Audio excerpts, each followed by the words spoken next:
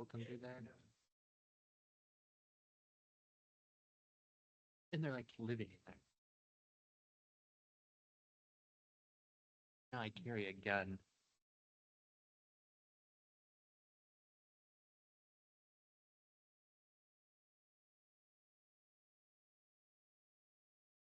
How are you, Robert? Good. Good. Good.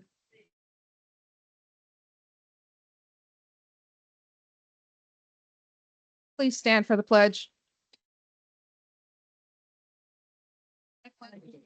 To the flag of the United States of America and to the republic for which it stands, one nation, under God, indivisible, with liberty and justice for all.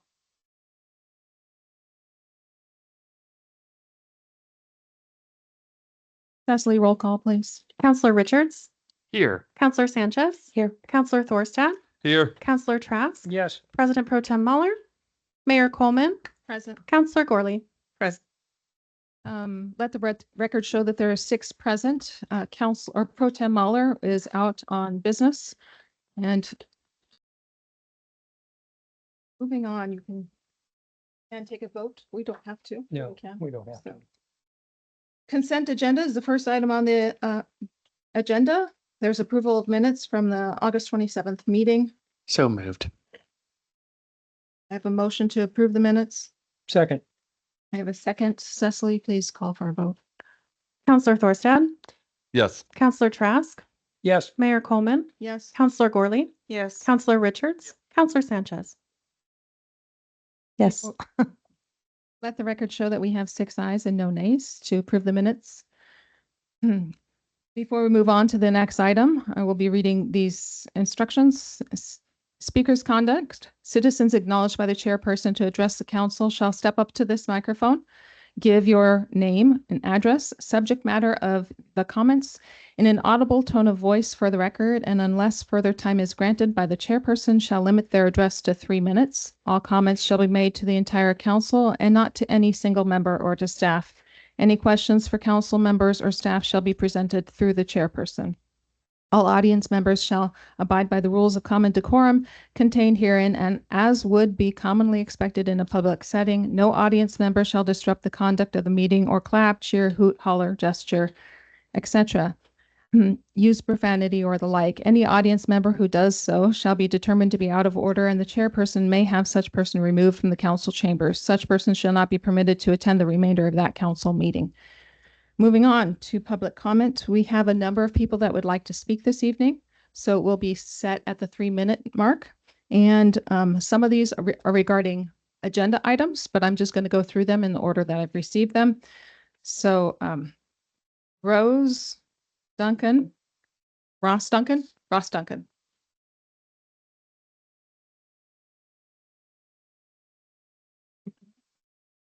My apologies. Please state your name and address into the microphone. My name's Ross Duncan, and I live on 47th Avenue, 1199. And I'm here tonight to speak on behalf of my own experience at 47th. I'm the first house on 47th away from the stop sign. And the number one experience is the noise. My yard noise has doubled. And I sleep with my windows open. I'm awakened at night because of the noise. And I believe there's someone else here tonight that'll speak to this as well, but the speed on that road, let alone the noise, but the speed, it's a safety item. Somebody's going to get hurt there. You can never tell when someone's going to stop. In fact, I saw a kid pull out today in a white pickup, and he was just about to pull out, and here come a car, ran the stop sign. Just straight through, no attempt to slow down, nothing. The speeds have come up and it's getting worse. In my opinion, you want that fixed? Put the 35 mile an hour speed bumps in that are permanent.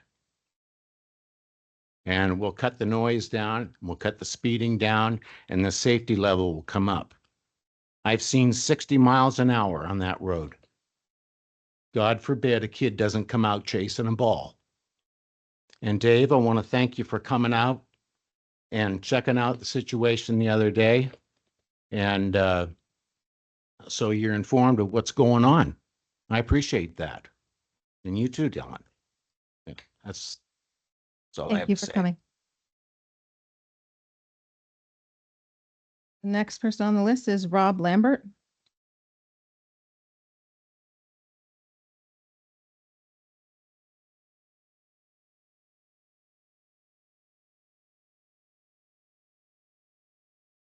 I'm Rob Lambert. I live at 4615 Long Street. And my subject is also about the stop signs. And like Ross just said, the noise, it's just, I think I said last time that we had a problem before those were put up. Now we have several problems. And they haven't slowed down in front of my house at all. I'm afraid to step out far enough to get into my mailbox.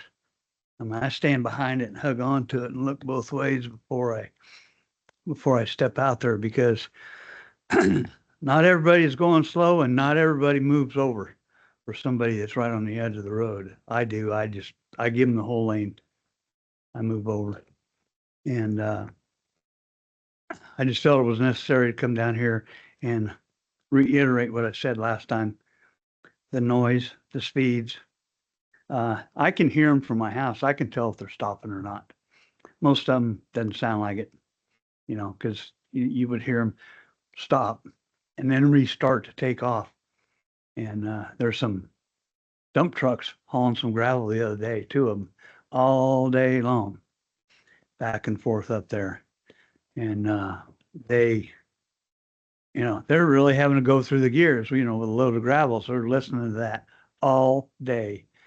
And I kind of think that I didn't move into an area where there's construction traffic and, you know, and I mean, I totally understand that there's going to be these things, but this was, you know, wasn't that bad before those stop signs got put in.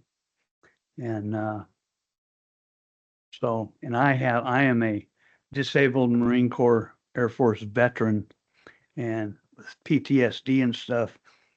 And sometimes all that speeding up and down the road and all that noise is very annoying to me.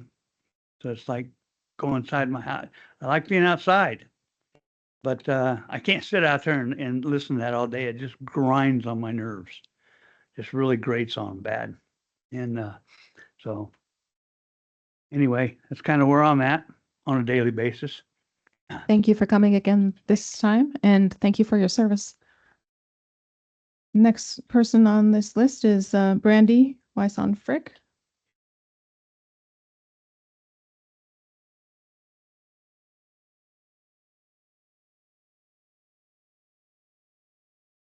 Hi, I'm Brandy Wysong Frick. Live at 4680 Long Street in Sweet Home.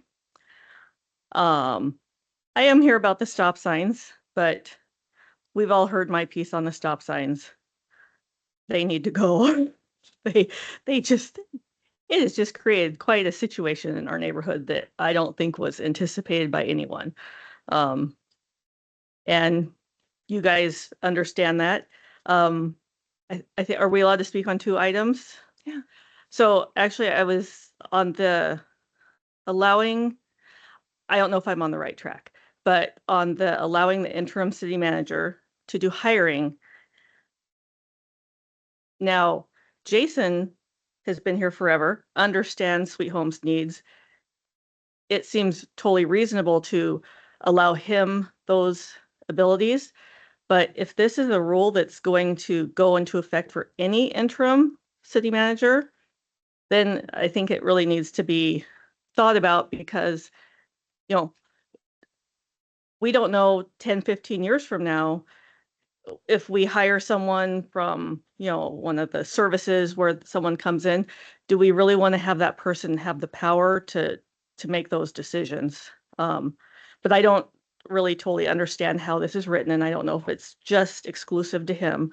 But that's all I have to say. And our neighborhood would greatly, greatly appreciate if we didn't have stop signs. Thank you. Thank you for coming, Brandy. The staff wanted to speak to anything that was just brought up on that matter, or no? Okay. How it is written in the agenda at this point in time, it would just be a temporary thing for just this moment in time. Moving on, Elaine Evans. I am trying to keep content matter together, so I think Elaine wants to speak on First Avenue. 47th Avenue, sorry, my apologies. Name and address, please. Good evening. My name is Elaine Evans. I live at 4623 Long Street in my childhood home, which is on the corner of 47th and Long, and I've lived there for 35 of my 61 years.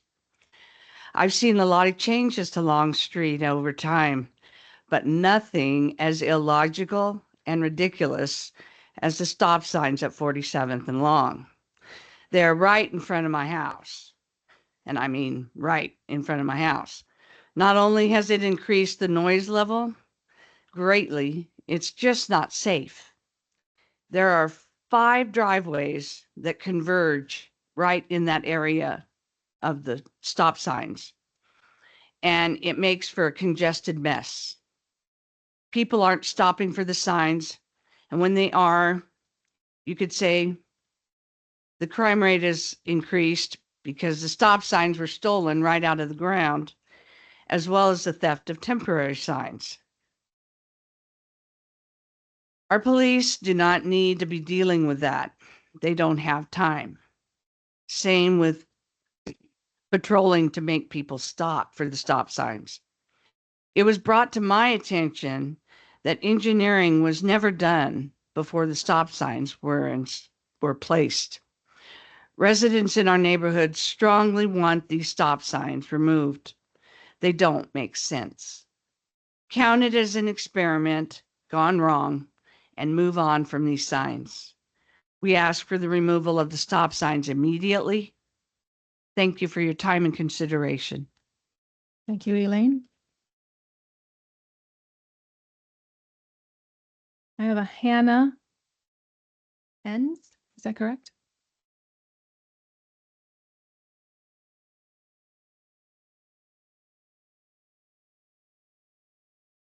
Hello. I am here because I am one of the quite a few vendors that is at the Saturday Community Market. Name and address for Oh, their. sorry, Hannah Enns, Sorry. 1232 46th Court. Thank you. I am one of a handful of vendors that are regulars at the Community Saturday Market that happens downtown. And we have been really, really enjoying the space and the ability to be there. But we would also really like to have a possible community space that would be available for not only artists, but for teaching classes. I do wire wrapped for jewelry. And so there aren't a lot of places that are open very late that would accommodate and be easily accessible for a lot of people to be able to hold, small like jewelry wire wrapping classes or of the such. And I have other friends that do polymer clay who can't be here tonight because of family. And so wondering if there's any chance that maybe one of the many vacant, empty buildings downtown would be able to be utilized for something that would be available for the community to have creators and teachers and hold classes to people who would be interested. And just have a safe, well-lit, quiet environment that would be available and open possibly like after people are off work, where a lot of places, I mean, the new coffee shop I was thinking would be one, but now school has started and people are back at work and everything else. They close at 5. So that just kind of really limits. And I don't want to have to be at a restaurant and taking up spaces where we're not necessarily ordering. And it just doesn't seem as convenient for doing that. So just a community space that would be available for crafters and teaching. So Thank you for coming Yes. forward. And would it be appropriate to have staff maybe reach out to Hannah to see yeah, if there's I any? have business cards. Yeah, okay. So maybe leave that with us so Yeah. that somebody can reach out to you. and see Definitely. If we have any ideas. Robert White.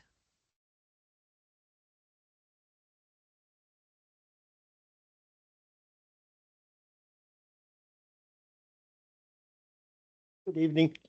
Bob White, and I live on 210 8th Avenue. I'm not originally from the West Coast, but I tell everybody I got here as soon as I could. So anyway, I'm kind of going to speak about the same thing. I do woodcraft. I do carving, sign carvings. I'm big on flags. You may have seen my flags over at Dan D's on the 4th of July. And so along with what she said, you know, a lot of people go to Lebanon. They have a gallery there where several vendors come and do it. So I just think it'd be a good idea to keep it here in Sweet Home. And, you know, we all can't afford to afford a building, but if there was a space available, and I think it would bring, you know, it's like when there's an event happening, there's a lot of people that come to the Saturday market. So it's sparse every other time, but the people that do come, I mean, I've been pretty successful with the signs. So I think with an indoor place where people could keep their stuff up, we would see a lot of crafters that come out to the sportsman's parade and stuff like that. We would see more of them people out. And then all through the holidays, Christmas holiday, Thanksgiving, all that stuff, we'd be able to cash in on that as a community. It's a great idea. Thank you for coming. That's my story and I'm sticking to it. All right. And welcome to the West Coast. Thanks very much. Dave Hawley, you're next.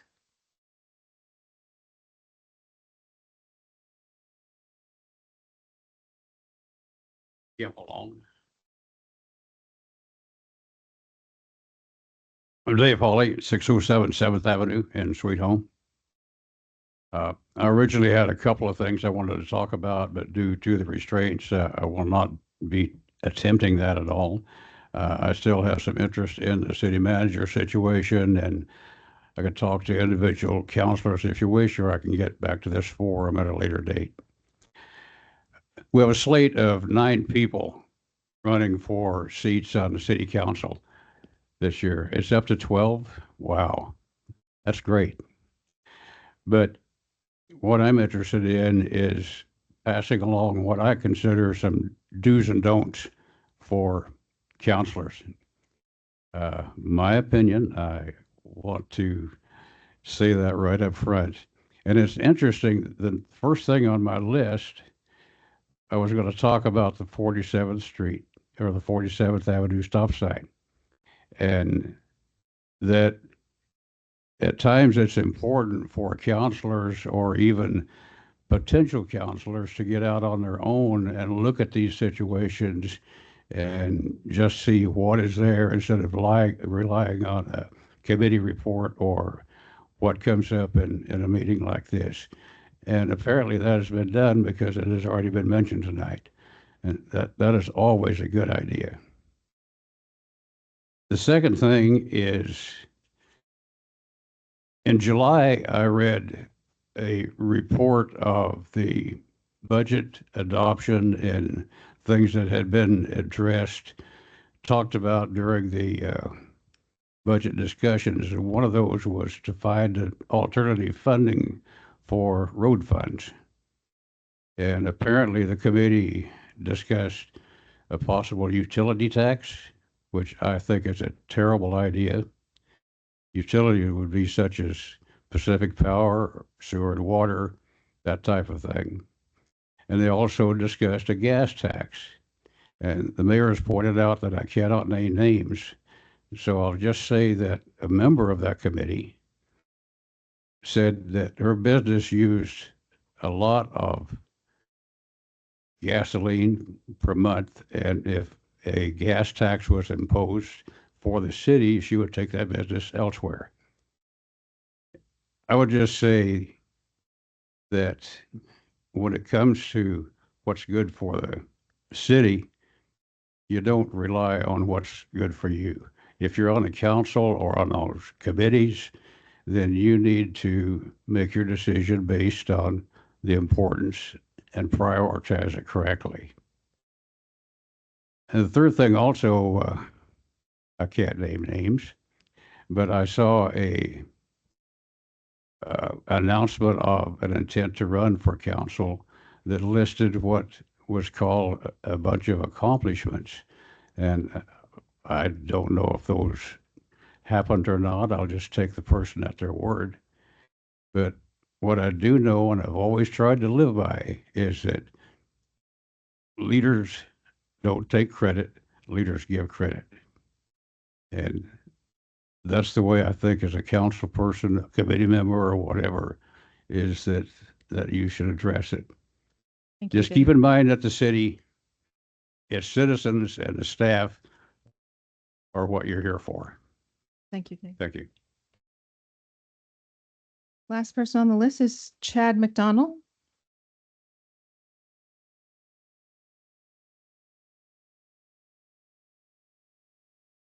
Name and address for the record, Chad. Hi, my name's Chad McDonald. I live at 1224 46th Avenue. I was notified that there would be a document posted, which I had read, that showed the shopping cart ordinance. And I just wanted to kind of review that and ask that I could have some time. I represent, Thriftway to begin with. We've been here for 50 years. I picked carts up personally for 25 years of my life. I know it's gotten a little bit worse, especially with the homeless population in Sweet Home. They grab them and use them to transport cans and materials. I'd just like to sit down with like Blair Larson and Sean and possibly go over this and see how it can make my life easier instead of trying to punish me for, providing carts to customers. Thank you for your comments. Moving on to the next item on our agenda. And I want to reiterate that I'm glad you are all here to speak into the community. I think that it's important that you guys know that you can speak to your counselors, and that just is one sign that we live in a great community, that you're welcome to do so. So moving on to new business, information only food truck regulations. Thank you, Mayor. As requested, staff has looked into our regulation of food trucks. The development code currently regulates the placement of food trucks on private and public property, but it does not govern food trucks operating within the public rights of way, that is, in on-street parking spaces. Another area that affects this is the city code requires that transient merchants, if they have to obtain a license from the city under our current ordinances. Another aspect that gives us a tool in this area is the code authorizes the city manager to establish and maintain parking zones along certain streets, mostly in the downtown area. This authorizes the city manager to determine the location of parking spaces and designate the time limitations for any parking in those areas. I won't give the list of streets, but they are in your packet. During the most recent Oregon Jamboree, there were 2 food trucks that obtained transient merchant licenses and sought permission from the city manager to operate from on-street parking spaces, one on Main Street and one near the library, both of which were granted. This was the first time that any staff are aware of food trucks requesting to operate within public rights of way. Unfortunately, the city then received complaints from local residents and businesses, and the food truck on Main Street was actually hit by a passing vehicle. Complaints centered on issues of safety, such as blocking the sidewalk, posing a danger to passing vehicles, and improperly storing propane tanks, but also concern about the placement of food trucks close to competing brick and mortar businesses. The city council asked staff to investigate the problem and develop solutions so that similar problems do not happen in the future. So because the code already grants the city manager the authority to set time limitations for parking spaces, staff have determined that any impacts from food trucks in the public right-of-way can be addressed through a parking permit specifically developed for food trucks and other vendors that wish to operate from an on-street parking space. Currently, the parking rules for those areas is 2-hour parking for any vehicle that's parked in those spaces. Obviously, a food truck or any vendor is going to want to be there for longer than 2 hours because that's just not enough time to make any money. So staff are developing a parking permit for such businesses that will grant them the right to occupy an on-street parking space for up to 3 days, subject to the following proposed requirements. First, food trucks must be completely self-contained with no seating, tables, materials, or any fuel stored on the ground next to the unit or on the sidewalk. Food trucks must be parked completely within the marked parking space and may not protrude into the travel lanes of the road or the neighboring parking spaces. The adjacent sidewalk must allow for the free passage of pedestrians. Given ADA requirements, that would be at least 3 feet, desirably more. We also propose that such a program include a restriction that no vendor may park within 100 feet of a competing brick and mortar business, and that no vendor may park within 20 feet of a street corner or within 5 feet of a driveway for clear vision purposes. The other requirements are suggested are things like the street vendors would only be permitted in commercial areas rather than residential or industrial areas. And the vendors must also obtain a transient merchant license. And then any waste must be contained within the vehicle or trailer and may not be discharged into the gutter. And any violation of the above requirements would result in the revocation of the permit and the towing of the vehicle or the trailer. So we are still developing this parking permit and are open to additional requirements. We do not anticipate this really being an issue until the next Jamboree. We haven't had any requests since Jamboree for any additional vendors or food trucks. And so we do have plenty of time on this, but we wanted to make sure that we presented these thoughts to you and got any feedback that you wish to provide that we can also include. Any questions or comments, feedback from counselors? We already have existing ADA regulations about the sidewalk. And what happened over the Jamboree, I think, is incredibly egregious. We had motorcycle parked on our sidewalk. We had a food vendor with their tires up on the sidewalk with their canopy open, their plugins for their generator, which was running and very loudly, and propane facing traffic. This should never happen, that a food truck would be allowed to park at the front door of a brick and mortar building and run their generator so loud that the building that got the permit to be able to have an event outside cannot host their event. And yet, as a citizen, we always talk about our Main Street. We always talk about supporting those businesses because it is so hard to get businesses in them.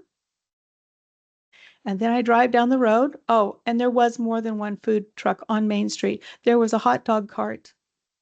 And then there was cones blocking parking spaces for citizens to be able to sit in. And it eventually took up the entire block. There was a pop-up with people sitting in lounge chairs on the road parking spots. During the Jamboree, when we have buses and RVs and heavy traffic, people literally sitting in lounge chairs on the asphalt. I'm appalled that that was allowed to occur. I'm appalled that more due diligence did not occur, but eventually by Sunday, they were taking up the entire block. I go down the road on 18th and there's a sandwich sign for the other vendor that is literally in the ramp for people to get onto the crosswalk, blocking people to be able to get on the crosswalk. So frankly, I don't want to see any vendor on Highway 20 within the city limits in the parking places. Now, private parking, that's wonderful. And the regulations you've set or the outlines you set is great, but I don't want to see any vendors coming in and blocking access to our businesses that are already existing and having a hard time. It is my understanding that that business lost 30% of their revenue. And why would people go to the Jamboree? And that was brought up in our last meeting. Why would they go to the Jamboree and be inside or be on the off streets when they can take up prime parking during the Jamboree and not pay anything except for a fee? And then, oh, I know, getting hit by traffic, because you guys know that you put in a running generator and propane tanks and the hoses and everything. You have a bomb sitting outside of a business, and we are lucky because the people in that food truck, if they had been hit and pushed into that business, there would have been no place to go to get out. I'm appalled. Traffic safety is an issue. Supporting our businesses and our community. Food trucks are great, just in parking lots and not taking up the very spaces our businesses need to thrive. And so I'm appalled this ever occurred, and I don't want to see it happen again. And next Jamboree, if we don't take care of it and make some strong rules about that, it will occur. And not only that, but we will have RVs up and down our parking places during the Jamboree, and there'll be no reason to have a Jamboree because our businesses won't be able to access any kind of business, because the people won't go to the camping sites. They won't go to where they're supposed to be going because they won't have to, because the 2-hour parking lot space wasn't watched and observed, and an entire block was lost the entire time of Jamboree because their trucks were parked also for those people, and they were parked in the yellow as well. I'm appalled. So I think what I heard you saying is you would like it to have an exclusion zone of Highway 20. So we can include that. Are there any comments or questions from counselors regarding this food truck regulation? No? Okay. Moving on to the next item on the agenda, request for council action, resolution number 22 for 2024. Good evening, Madam Mayor and council. What I'm bringing before you tonight is regarding the stop sign on Long Street and 47th Avenue. As you are all aware, just to give a bit of a background, in March we had a council work session where we discussed the installation of some stop signs at several intersections. This led to the approval of resolution number 7 in April, which allowed for the installation of stop signs to include the one on Long Street and 47th Avenue. As you are aware, shortly after the installation, we received feedback from the community, probably 30 complaints through phone calls and emails expressing concerns about the stop signs at those intersections. And then at our last council session, we had residents come and express their concerns, as well as just a few minutes ago, express more concerns about the stop signs there. On top of that, we've had to take at least 2, maybe 3 stolen reports for stop signs that have either been stolen from that location or damaged. And we've continually, as staff, had to replace those. So staff has identified 3 options moving forward. First, we could leave the signs as they are. Second, we could approve this current resolution to remove that stop sign at Long and 47th. And the last option would be we could approve the resolution with changes if there's any adjustments that you would like to make. And so after considering the feedback from our residents who live in the area, and then also the costs associated with having to continually replace these and take police reports, staff is recommending that we remove the stop sign at that location. And I'm happy to answer any questions. Are there questions from counselors? Oh, Madam Mayor, I just want to say I am glad to finally see this on the agenda, and I look forward to getting rid of them. And I have talked to several people on 47th, and I think they'll be all happy with this too. Any other comments from counselors? Questions? So, Madam Mayor, if I may, I'm just a little bit concerned because I feel like we had people coming in last week or last session asking for changes in their street as well. And so not having a process, not having an engineer of record, not having a way to manage these things makes for a lot of frustration. And so going forward, if we are to do this for this one incident, I hope that we would just put a pause on any traffic related anything until we get a process and a engineer. So I have a question. The term engineer has come up several times.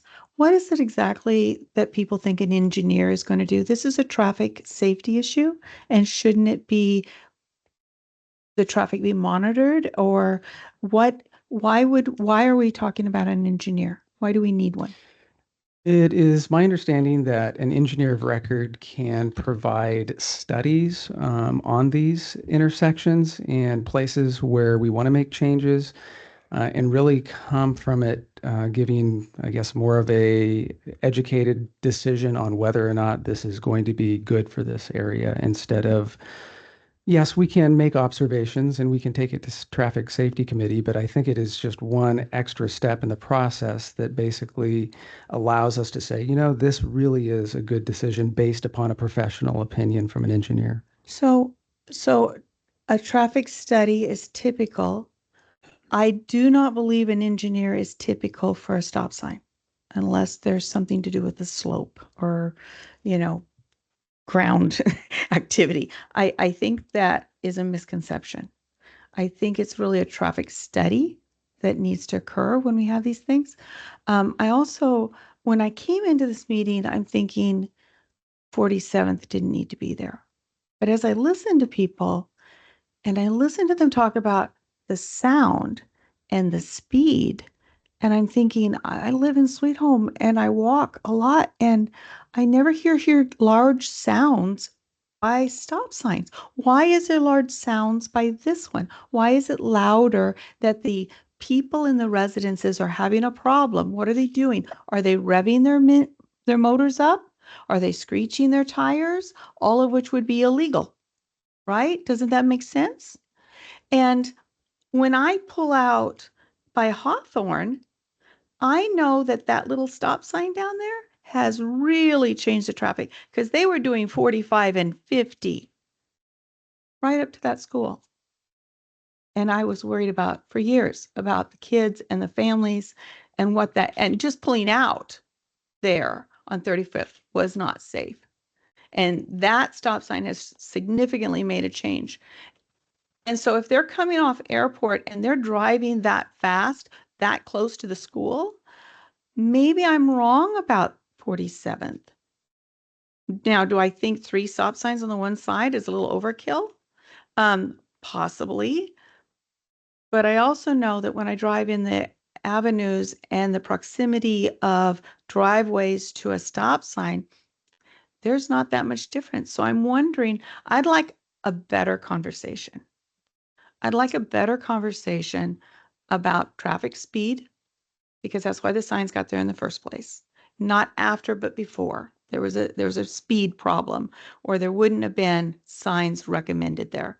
I'd like to know why people are so loud at that one, because it's really inappropriate and not fair to the people who live in that area. And I'd like to know long term, is it viable to be able to slow down traffic out there? And if people want to drive fast, they should go and do 55 out on Highway 20. So I'd like to really know more about this before I jerk out signs that obviously somebody's throwing a tantrum or angry about it. Otherwise, they wouldn't be revving up their motors, because there's nowhere else in town that I'm hearing people raise their motors and revving them up and disturbing the peace over it. I mean, am I wrong with that? I'm confused. I'm confused by the testimony, because all of those reasons seem like that's why you would want a stop sign,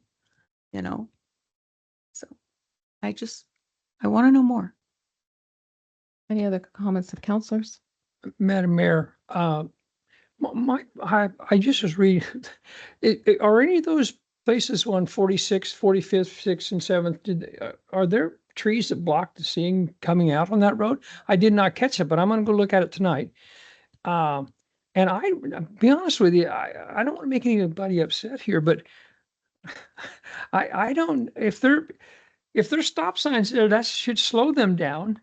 And I'm not, we'll do what you need to do here, but the thing of it is if it doesn't slow them down, then we don't need them. And another thing I want to know, who picked them? Who picked them to put them there? We haven't got an answer for that. I don't know. I don't know. Why were they put there? I don't know. I don't know. Somebody did. This location was submitted through the Public and Traffic Safety Committee, who made the recommendation to council, and it was approved as part of a slate. Yeah. I would, and if I may, I am not a traffic engineer, but it's my understanding that stop signs, it's not considered best practice to use a stop sign for speed control. They're designed for traffic flow. And so do we need a full-blown traffic study? Probably not. But again, once we have an engineer that can at least look at this and say, okay, what's your goal for this? Having that official review on record would help us in these situations. I also would like to clarify that there is a process that has been established. And the process is that there's been some concerns that have been brought to the Public and Traffic Safety Committee, where we have counselors serving as liaisons to bring that information back to council. But then when there's a recommendation from that council, it comes before council. And in this process, we had a work session regarding stop signs. And we had 2 council meetings regarding stop signs. Actually, after the work session in one of the council meetings, they went back to the committee. Would an engineer report be helpful? Yes, it would be helpful. But there is a process, and the process to question or have it removed is actually also outlined in that you go back to the Traffic Safety Committee and you make a request there. So there's a process, and that process was communicated to people who had concerns. So there's a process for that, and there's a process for First Avenue as well. And First Avenue has been underneath a long process, and we did have people, 27 households signed a petition that we received last council meeting, requesting that First Avenue be closed on one end. And so there was a process for that too, and that's taken actually years because they've done traffic studies as well there. So it is concerning when there is a process that's followed. My concerns are, I drove out there as well. I looked and observed, and I'm thinking that a stop sign doesn't need to be there. But I'm also thinking that we need our community to not stay divided and to realize that we don't need to fight over stop signs. Let's walk through the process. Let's make it happen. Let's see what's best for the community. Our motto for the city council is to do the most good for the most people for the longest period of time. So what can we do to get to that solution? And so I think that having people come before us and speak when they're concerned is a good way to have them do that. I don't think we need to threaten each other or be mad at each other, but let's just resolve it. Let's figure it out together. We live in a great community, honestly. If you guys look around the world, there's a lot of craziness in this world right now. And if this is what we're really upset about, let's fix it. It's a stop sign. Let's figure it out. Do we need to do some traffic studies there? Possibly. Do we have some changes coming through there? Possibly. But we have right now before us an RCA, a request for council action, to make a decision about something that people have come before us to discuss. So we need to either make a decision today, table it, or just say no. So that's what we have before us. And so councilors, Madam Mayor, I would like to make a motion to approve resolution number 2020 or 22 for 2024 as presented. I have a motion on the table.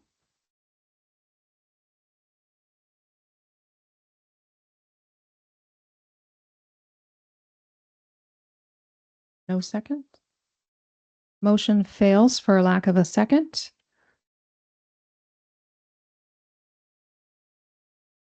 So I'd like to ask a question, if that's okay, Madam Mayor. Yes. Well, I process. So if this had gone through, then we would take it out and then do a study. And if it was deemed that we needed it, put it back in, right? And to me, that seems really counterproductive. So maybe the best thing would be to give it a chance, go ahead and do a traffic study or investigate that deeper with the committee, and then decide if it's working, if it's to the betterment of our community, but give it a little bit of time so that it's not raw for our community, because that's a big change. A lot of stop signs are a big change. And so I would like to, as a council, revisit this in 4 months. Would that be reasonable, rather than to let it die, to just check it out in 4 months and see if there's a change? These people should not suffer with loud noises. They should not suffer with unsafe streets. They need to be taken care of, but I honestly don't think removing a stop sign is going to get them where they want to be.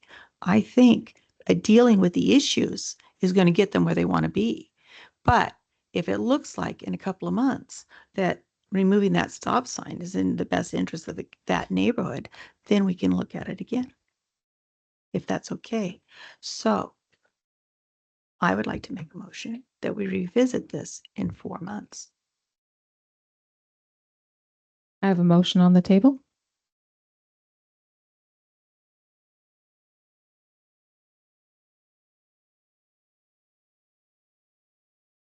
No second. Motion fails for a lack of a second. There's still an RCA before us. So, Madam Mayor, if I may, for clarification, apparently the process that we have in place has caused a lot of frustration.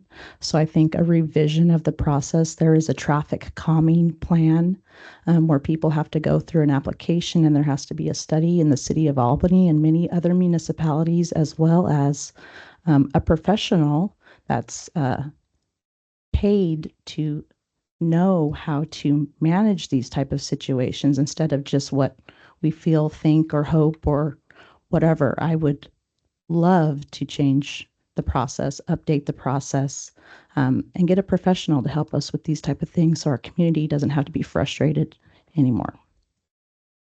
If that's a desire of all of council, we would need to consider where the funding for professional regarding traffic would be coming from. That's a streets thing. Right now, our streets fund has very little funding in it, as we heard Mr. Hawley share regarding that. So if there's a consensus of council, we can discuss that.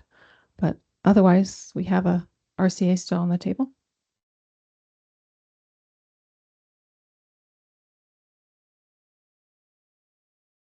Madam Mayor, I would like to approve the resolution number 22 for 2024 with the changes that I specified, also discussing a process change and an addition of an engineer to help us professionally with traffic impact studies and such.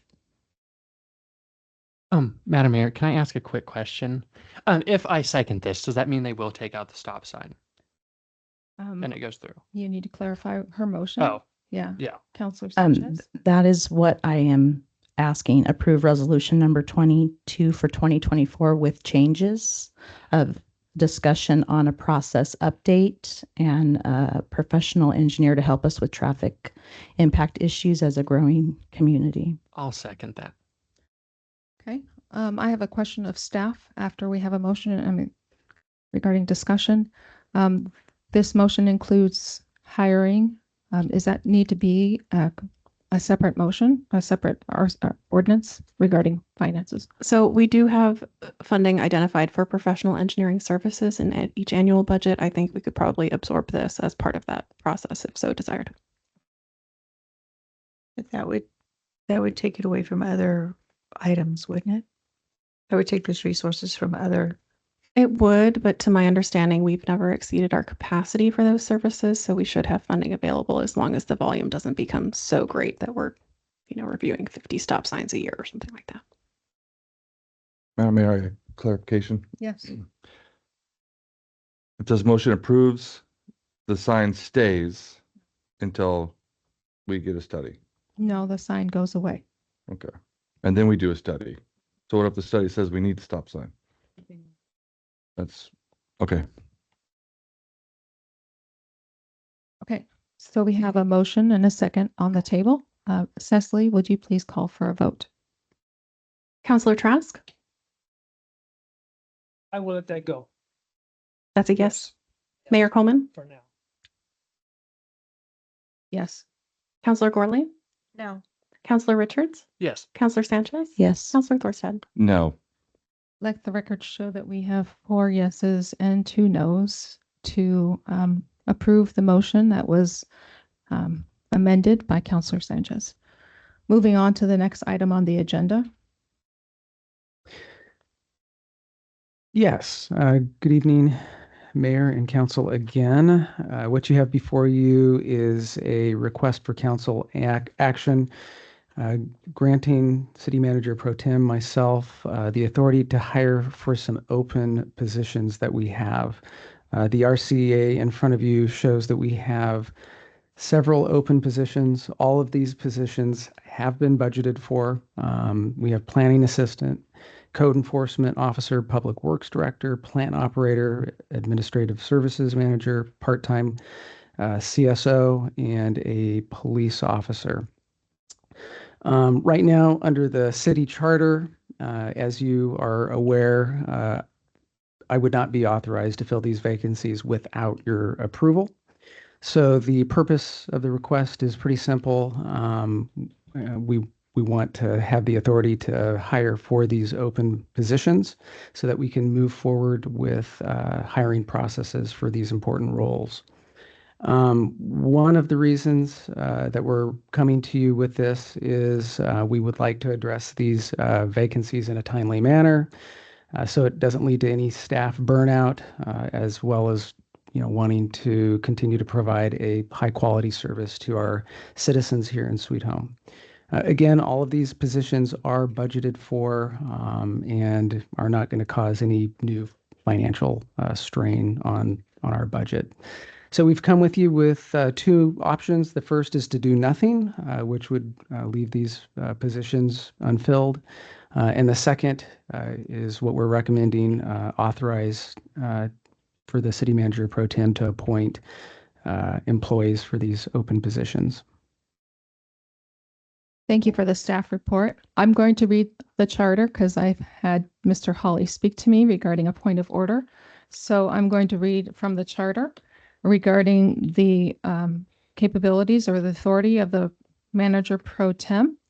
And it says here, during the absence of a manager from the city, during his or her temporary absence, disability to act as a manager, or during the interim when the council is seeking a manager, the council shall appoint a manager pro tem who shall possess the powers and discharge the duties of the manager during such absence or disability only, provided, however, that a manager pro tem shall have no authority to appoint or remove any city officer or employee except with the approval of 5 members of council. So this request comes before us with the flag on it that it has to have 5 members of council approve this. So that is the one caveat where it is approvable. So just wanted to clarify Mr. Hawley's question he had requested before. So that is where that stands. Any questions of councilors regarding? Madam Mayor, I got one question. If this does not pass, does that mean that anytime there's someone council will have to prove them? Yes, council would then have to interview the individual and then, yeah, we would all need to be available for those types of hiring questions. Okay, thank you. Yeah.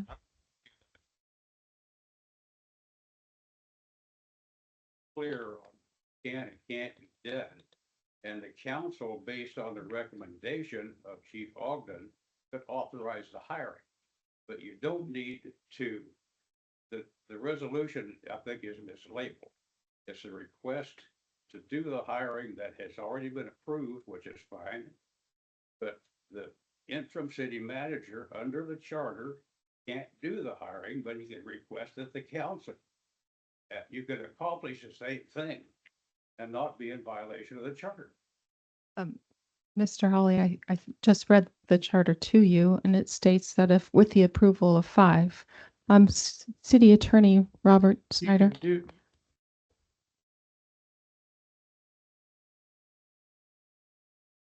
It's on. Now it is. Okay. I believe that you can do it the way you're doing it right now, in the fact that you're proving that you're giving authorization, step one, to the pro tem city manager to go out and do the process in which to hire these people. If you've got a question about the actual person that you're going to hire, he can bring those back at that time and get your approval at that step also, if that accommodates everybody's thoughts on it. Madam Mayor, may I? So I spoke with Chief about this. There's just a couple concerns that I have.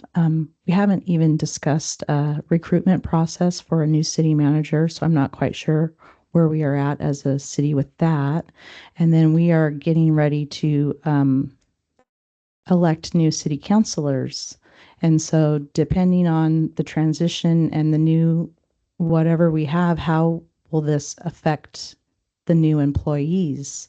Will they work with a new city manager? Will they work? I just think it's slightly premature. But I do know that staff needs some help and that the chief needs some officers. And so I just have a few concerns.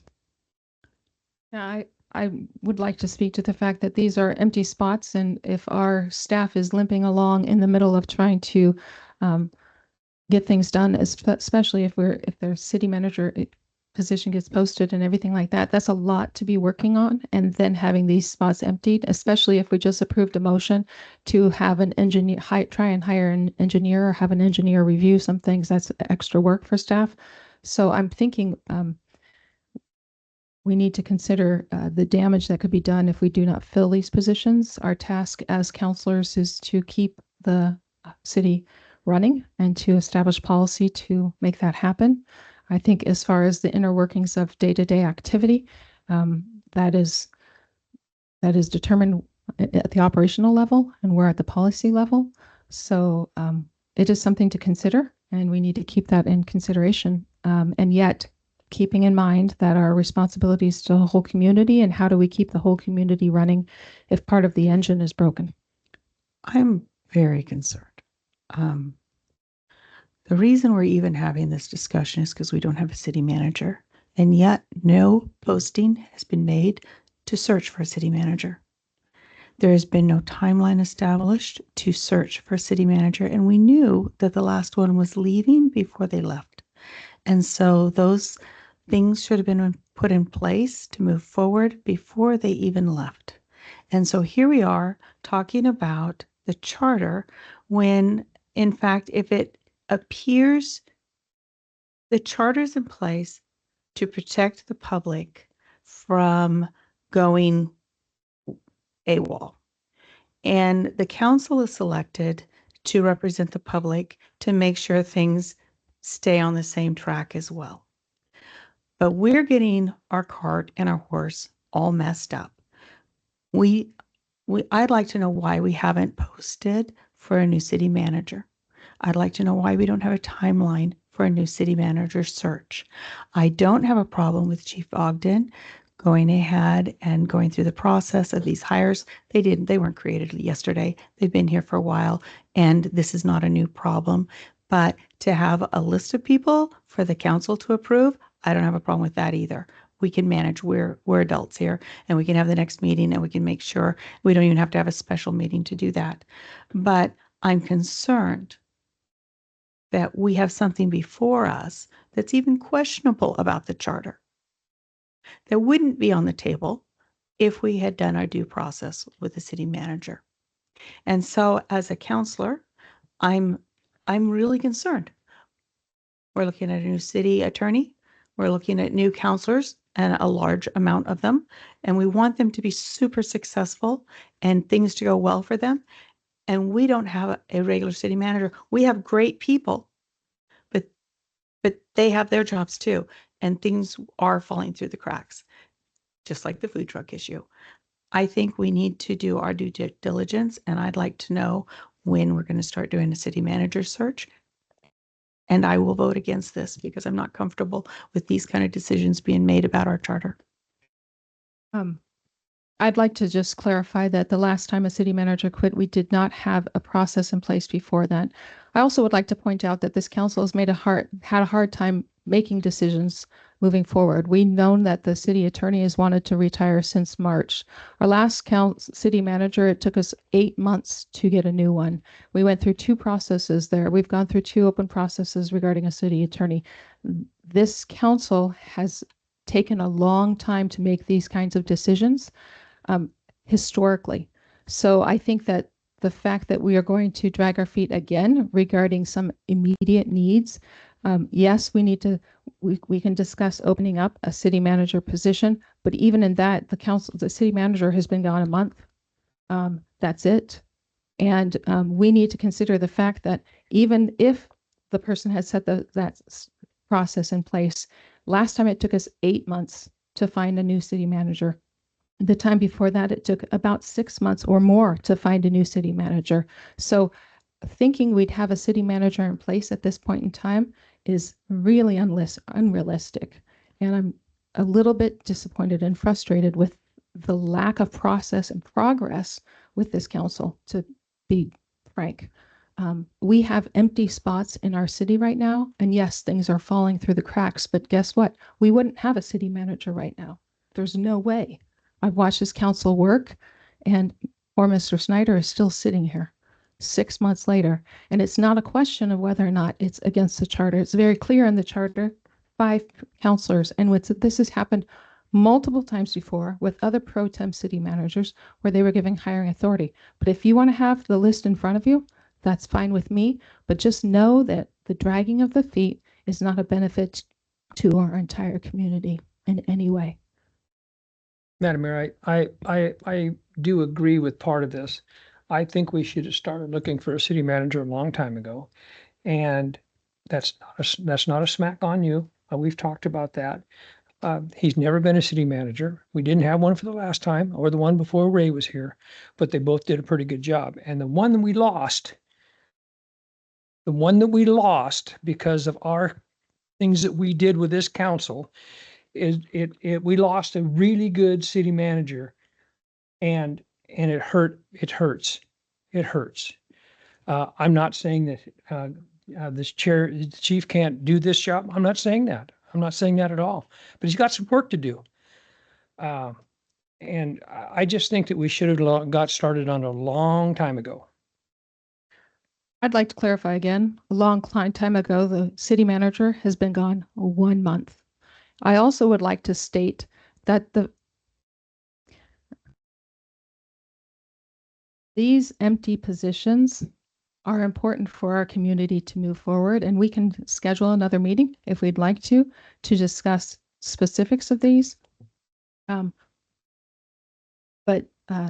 having a pro tem city manager is something we've done frequently here because we've gone through so many city managers.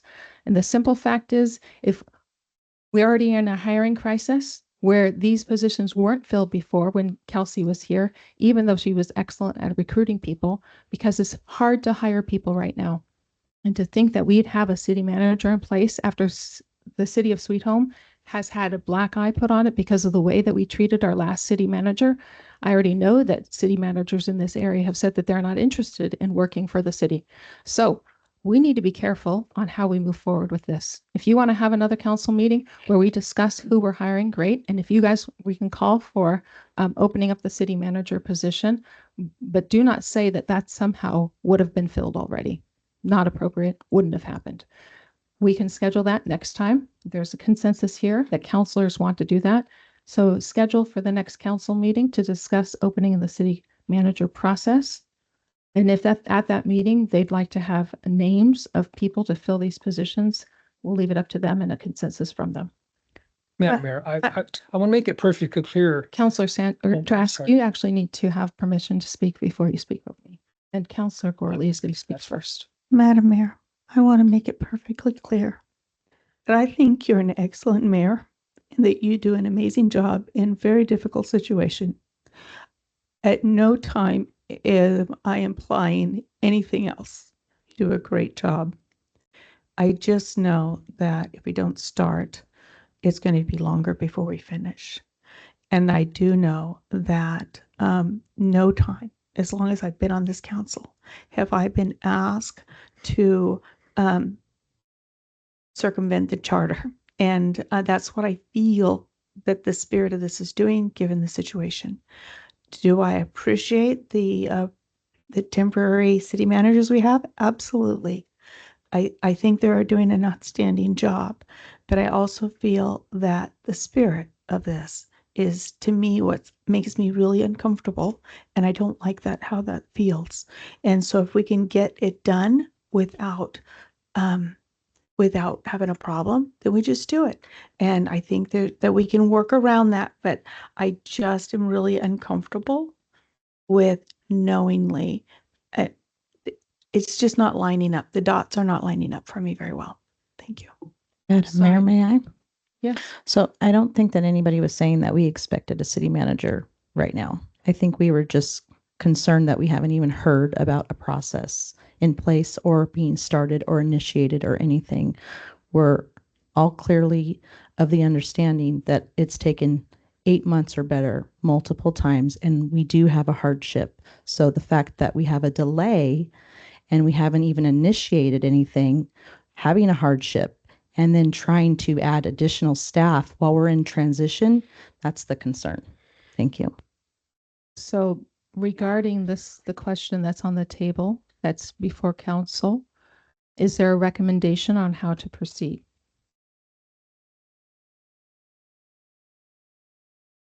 I would like to allow Chief to hire essential if he needs police department officials, public works. I just don't know if all of them are essential. So if we can maybe go employee by name of what's essential and what's not, and then work on the recruitment process initiation for the city manager. I would love to go employee by employee to see if we need to hire them or not. I'll do one better.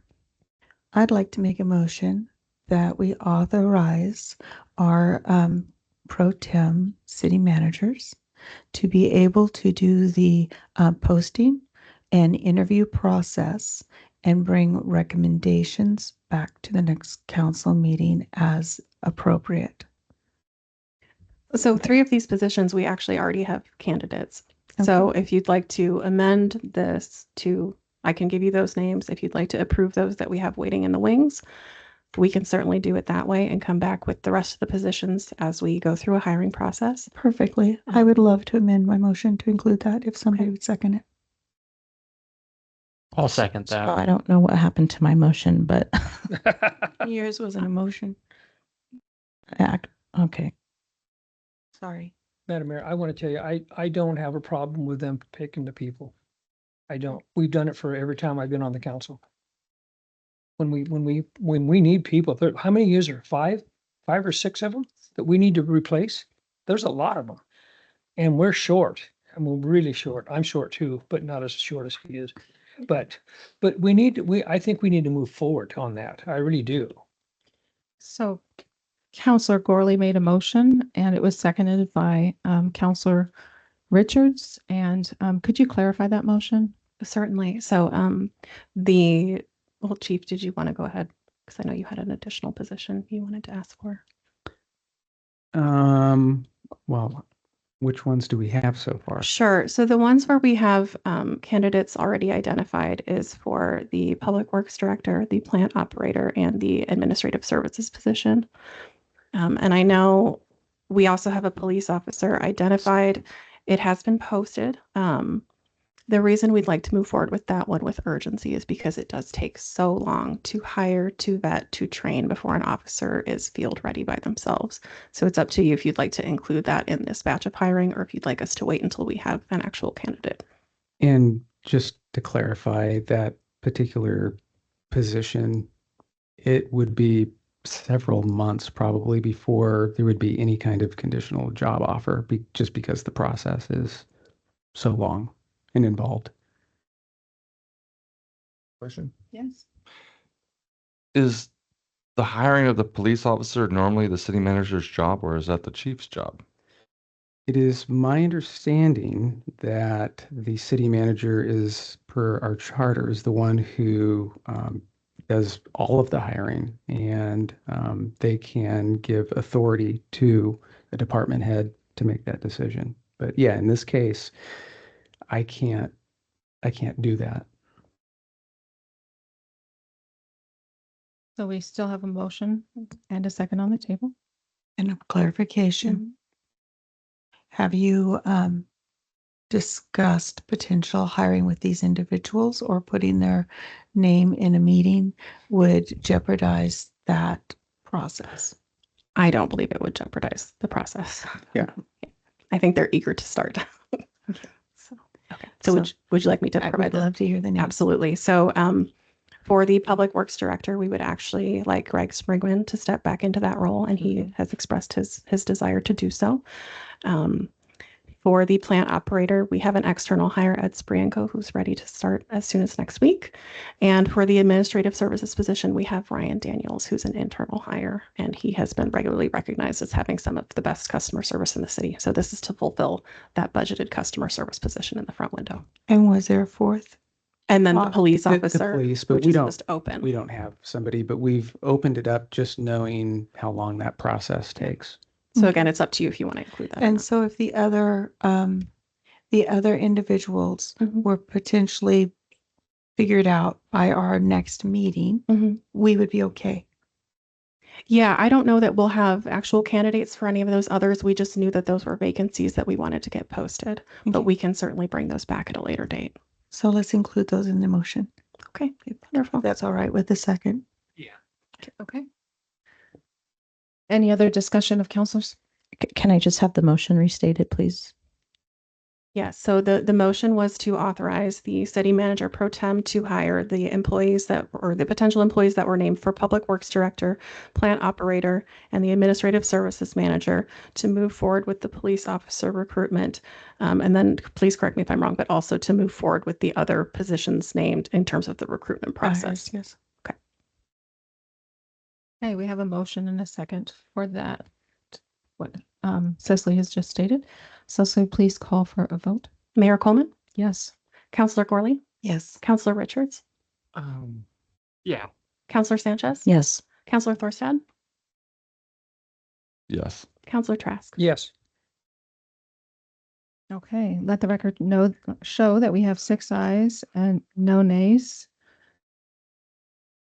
Moving on to the next item on the agenda, request for council action, first reading of ordinances, shopping cart ordinance. So with this particular shopping cart ordinance, as of today, you heard we had some concerns about that. So we want to receive that feedback from our Mr. McDonald, and at this time we want to table it pending modifications with some feedback from our stores, community stakeholders. So that's what we'd like to do. Council, good with that? Oh, I think that's a good idea. Yes. I just have a statement. So I talked to a guy that used to be a manager of Safeway. He manages multiple locations, and I don't know if there's a problem child. Like, is there like 30 carts of one company and like none of the others? I don't know what the issue is, but I think if it's Safeway, that I think we're getting a hold of the wrong people, and if we got a hold of the right people, it would be taken care of. And I can give you that information. And I know that Corvallis went heavy-handed with their council on grocery carts, and one location had cost them over $180,000 to upgrade their grocery carts, and they're still beatable. So I am not for imposing fines on business owners. They're already having a hard time as it is. Madam Mayor, may I also? I just want to say that same thing. I definitely don't think going after the businesses is the right way of doing this, like it is now. Madam Mayor, I noticed when I go by Public Works, there's probably 50 carts at Public Works. Oh, okay. Probably 118. I believe most of them are from one business. Is it possible that we could inquire if some cities charge the business for storing them if they don't come and pick them up? You know, that might be a better way to deal with it. Because they've been sitting there for a long time. Madam Mayor, if I may. Yes. So this is, the ordinance essentially does that. Any carts that are collected by the city, the city notifies the owner of the carts. If they don't come pick it up within, I believe it's 72 hours that the ordinance specifies in the current draft, it's only after that time that there would be a fee assessed. And that's essentially to help pay for the staff time and the storage of the carts. But the other, and again, I spoke with Mr. McDonald before the meeting and asked Chief to see if we could have this tabled, mainly because Thriftway is not the problem. Certainly not. They've been very vigilant at getting their carts back. The main thing that we're worried about is just the amount of staff time and the space that it takes. And we've had these carts accumulating for months, and we may be talking to the wrong person, but Sean Morgan at the police department regularly, quite frequently tries to get these to be collected. And we really don't understand what is keeping that. But that's really the main motivation, was to try to, we don't even have title to these. So we don't have the right to sell them necessarily. And so we're essentially forced to store these things just to keep them off of our streets, because they otherwise would sit on the streets in the public right of way. But that's essentially the current situation. Like I said, we would like to meet with Mr. McDonald and make sure that this doesn't come down on him. That's, again, somebody who's doing the right thing. We don't want to in any way hamper them in doing that. We just want to make sure that we can do something with these carts that are accumulating and keep them from staying in our streets. Madam Mayor, may I ask a question? How long do you think it'll take to sort out this resolution? It depends on Mr. McDonald's schedule of when we can meet with him, but we could probably have something back in a couple weeks. So if we tabled this for a month, that would be adequate. Perfectly. Madam Mayor, I move that we table this for 1 month. I'll second that. A motion and a second. Cecily, please. I don't think we need to vote on a table. We don't. I just want to say thank you for consideration of businesses. We don't want to harm those that are doing well by our community. So moving on to the next item on our agenda is committee reports. And this is just a good time to review that, we live in a world that's a little bit crazy at times. And citizen committees is actually a way to hear our citizens' voices, another avenue to do so. So just want to clarify that the city committees are listed in there, and counselors who have been assigned as liaisons are in there. And just, I reviewed the process before, but we do have concerns and comments that come before us, and they often go before a committee, which then, as it goes through the committee and gets evaluated, comes to the city council as a recommendation. Liaisons are to bring reports from those committees to let the council know what's going on with that and what these committees are discussing. So we know that there are 12 people running for city council seats right now, and not all of them will be able to win. So any of those people who are running, I would just recommend, if you do not win, to look at joining a committee where your voice can be heard. So with that note, any council reports from city committees?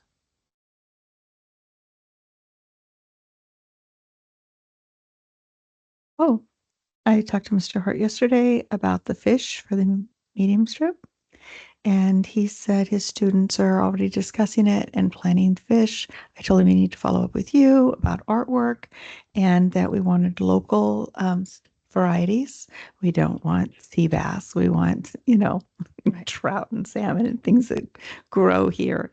And so he said his students are very excited about the prospect. Thank you so much. Any other reports from city councilors? Question. When is the next traffic meeting? I believe that is next month, the second Wednesday. Okay, So, the second Wednesday. Okay, correct. could I start getting like a reminder about that? yeah, Okay, thank you. I can do that. Moving on to the next item on the agenda, reports of city officials, city managers report.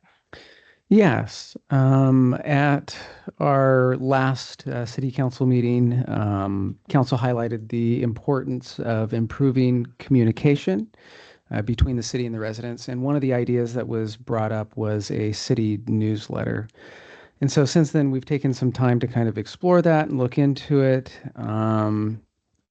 And we found, as we crunched some numbers internally, and this is just one option, but producing a mailing that is an 8x5 by 11 newsletter to every household in Sweet Home would probably be about $3,500 per mailing and would end up being about $42,000 per year. I was talking to one counselor, though, this past week who had some other ideas or options to reduce that cost. And so I agree that we can always be communicating better as a city, but I guess given the importance of that, my suggestion would be for council to adopt that communication item as a council goal for next year. That way staff can, take a look at that closer, budget for it, and dedicate the resources to doing that, right and well. So that's what we came up with for communication. The next thing I want to report is commercial motor vehicles. Given the discussion regarding First Avenue this last council meeting, I just wanted to inform council that we have tried our best to take steps to notify Google to try to discourage people who are driving commercial motor vehicles up First Avenue. So we've started that. Hopefully it takes hold and there's some changes there to that. I've also let the PD staff know of the problems with commercial motor vehicles on First Avenue so they can be aware of it and enforce it. I wanted to give a update on the Green Peter drawdown. So we participated with an online meeting with the U.S. Army Corps of Engineers this last week. And here are a few takeaways. So it's not much new information. Basically, don't have an exact date for the drawdown still. They are saying that it's going to be mid-October at some point, and they're waiting for the water temperatures to cool off so that it doesn't impact the fish as much as it did last year. They did say that the drawdown would be faster this year and that they were hoping to have it completed sometime mid-November and that it would last completely drawn down to sometime through January. They said that the levels of turbidity in the water were going to be about the same as last time. And during that drawdown period, they did communicate to us that they would be having weekly meetings to update us with any important information that we might need to know for what's going on. I would like to say that our Public Works Department has taken steps over the last year to prepare for it, including several upgrades at our water treatment plant.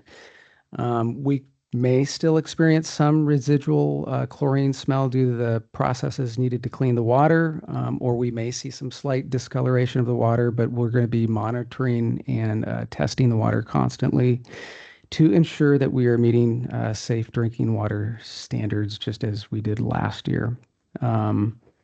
So during the drawdown, I would like to say also that our treatment plant will be staffed around the clock through the duration to ensure that we have good, clean, safe water supply that will keep the community updated if we see anything that's concerning. And so that's basically it with the drawdown update. The next thing I want to bring up is if there are any counselors that need their city-issued computers updated. Adam has said that he has made himself available for that. So just reach out to Adam with any updates that you might need for your computer or any help computer related. He's more than willing to do that. The next thing I would like to update council on is a speed zone change on Long Street.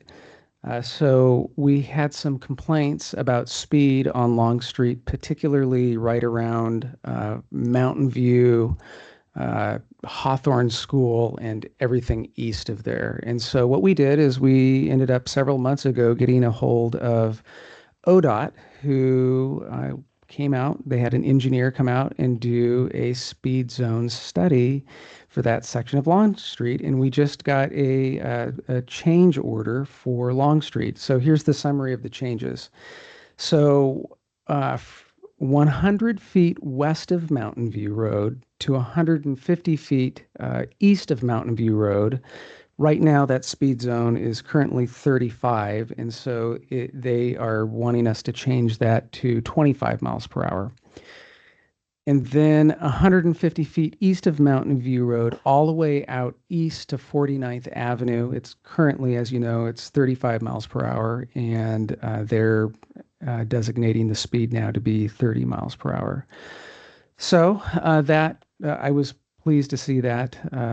That they responded to our request, and two, now we're able to address some of those concerns that citizens had in that area. And so the last time that this was done, I thought it was interesting, was in May of 2010. So this order rescinds that previous order. So staff plans on communicating that and getting that information out. I've already spoken with somebody from the New Era this morning, hoping that they maybe can get some of that information out in the local newspaper. And so we're excited that there's some changes there.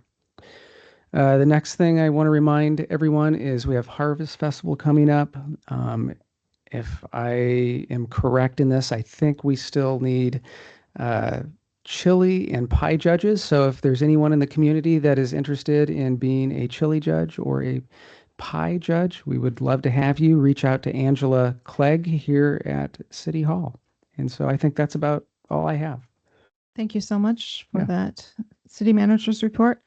Mayor's report. Thank you for your efforts regarding the drawdown and updating us regarding that. That's disappointing to hear that our water will be impacted again. That just frustrates me. I don't usually share my feelings, but that's what I'm going to say. So I do need to make city councilors aware that there's a new requirement by the Oregon Government Ethics Commission for all elected officials in municipalities with budgets over $1 million. I think that includes every municipality then. Starting October 1st, councilors will need to complete public meetings law training through that website. So there is a link that will be forwarded on to you that you will need to complete that training. Regarding First Avenue, I thank you for reaching out to them. I also reached out to Google because I heard from multiple community members that it looks like all traffic, if you are going someplace from 20 to 228 or 228 to 20, is being directed by Google through First Avenue. So if anybody has the time to go ahead and go on your Google Maps and request or report a problem, you got to look up First Avenue and then report a problem. Maybe they'll pay attention if a lot of us say, hey, this is a bad road to send a bunch of traffic down. I've reached out to ODOT regarding that as well, and they're going to reach out to Google as well. City manager process, as far as timeline goes, when are you all available? I can do Thursday of this week. I can do Thursday of next week. I can do the Tuesday right before next council meeting. I could do next Thursday. You can do it next Thursday. It's preferable to do a additional meeting when we already have a meeting scheduled for my work schedule.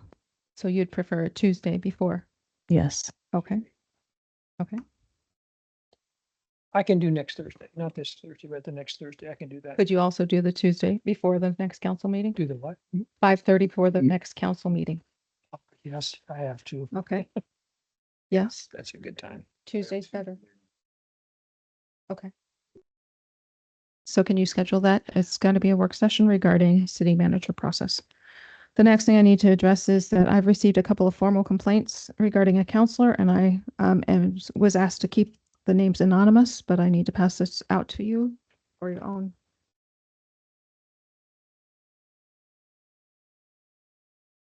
Each of you are to receive a copy of a formal complaint, 2 formal complaints that came in from citizens. The next item on our agenda is department director reports. Do we have any of those? Madam Mayor, if I may, we have been working through a process to do what the state is calling a housing production strategy. This is mandated by state law that we conduct this, and fortunately, state has mandated, but they've also provided a grant to pay for it. And so we're fortunate that this is not affecting us financially. We have some consultants that were chosen by DLCD that have been working with city staff on this housing production strategy. The idea behind it is a document that would be adopted. The goal is for it to be adopted by the council and also go through planning commission as well, that would outline several strategies that the city could undertake to improve the supply of housing within the city. We've started this process, and there have been some public meetings, a couple of what they called roundtable meetings, that the goal of which was to include as broad a slice of the community as we could when it comes to representing different racial groups, different professions, different income levels, et cetera. And so there is a document that's been produced based on these and a bunch of recommendations that the consultants have produced.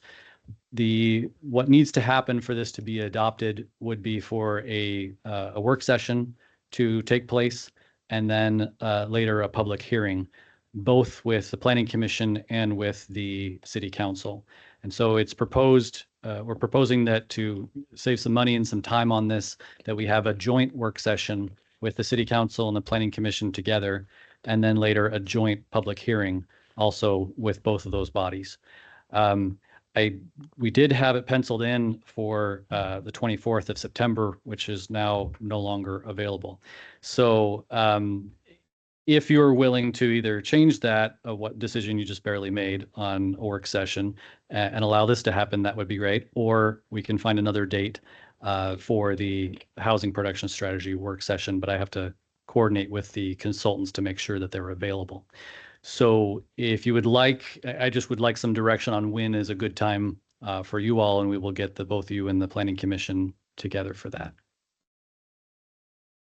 Councilors, do you have any input on that? Right now, we just scheduled to have a work session regarding city manager process on September 24th at 5:30. We can change that, or we could change this meeting, what's it called? It's a housing production strategy Housing work session. production strategy work session. Thank you. We could schedule that for the next council meeting or a different Tuesday, maybe October 1st or October 8th. Thoughts? The 8th is a Tuesday, is a council meeting. Yeah. Councilor Sanchez? Additional meetings scheduled when we have city council meetings work best for my work schedule. I think I can make all of those. If Trask brings cookies. If Trask brings cookies. So just clarifying, would you guys like to do the city manager process on the 24th and this one the 8th? Is that what I'm hearing you say? Or switching those? Any thoughts on switching those? That would mean delaying the city manager. I prefer to delay the housing workshop. I see a consensus there. So there's your answer. October 8th. Director Larson, thank you. We'll plan for 5:30. Yes. That'd be great. There's a police chief report in there. Do you want to review any of it or no?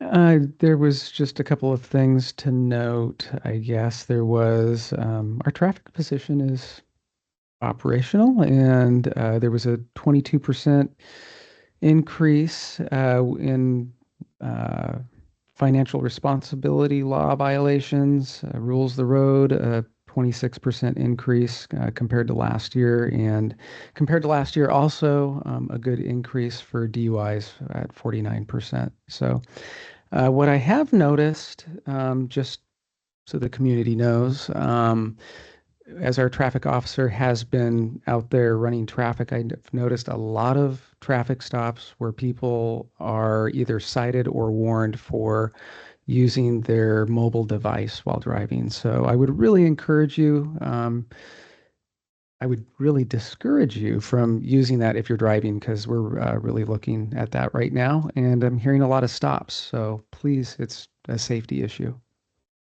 Madam Mayor, sorry. May I ask, Chief? So when you issue citations, can you just explain to us again, do we receive revenue from that or do we not? The numbers, let me think.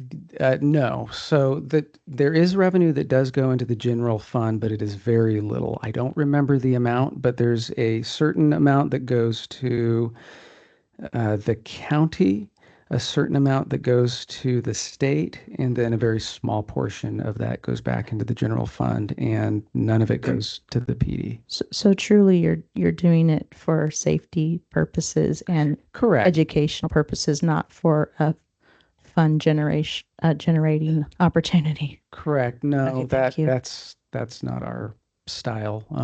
Truly, anytime we give a warning, it is to, deter behavior, and really hoping people change their driving habits.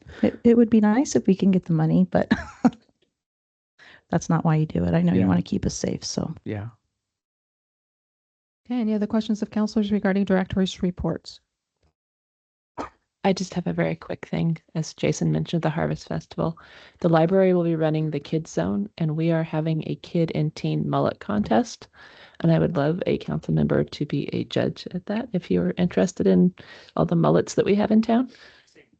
Mullet contest for kids and teens, no adults, though. I've had requests for that, so maybe next year. Good idea. The next item on the agenda is council business for good of the order. Remember, it's for the good of the order. So yeah, any business for the good of the order. Madam Mayor, if I may, I'm so sorry. Yeah. I know we received some questions on the Endangered Species Act integration with the National Flood Insurance Program. We did. I wondered it. I didn't want to press. Yes. So I just wanted to give a brief update on that. And I was excited when this came across my inbox because I'm a former certified floodplain manager. So this is my old hat. So I know there were some concerns that the integration would place some additional burdens on Sweet Home. So basically what this is now in communities that are salmon recovery zones, participants in the National Flood Insurance Program, and that have zones within the special flood hazard area, which you can see in blue on that map there. This applies to them. Sweet Home does fall under all three. So this does apply to us. And essentially, with the integration of the Endangered Species Act, we need to adopt what's called a no net loss policy. So when we're looking at these blue floodplain zones, we need to now also consider habitat impacts if we're going to do any development, which I know can sound cumbersome, but the reality is that back in, was it 2020? We actually already adopted the model floodplain ordinance from FEMA regarding floodplain restrictions, which is industry best practice.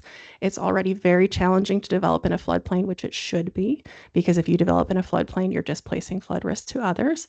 So really, this adds an additional layer where if we wanted to develop in that blue area, we would also have to produce a habitat assessment for endangered species.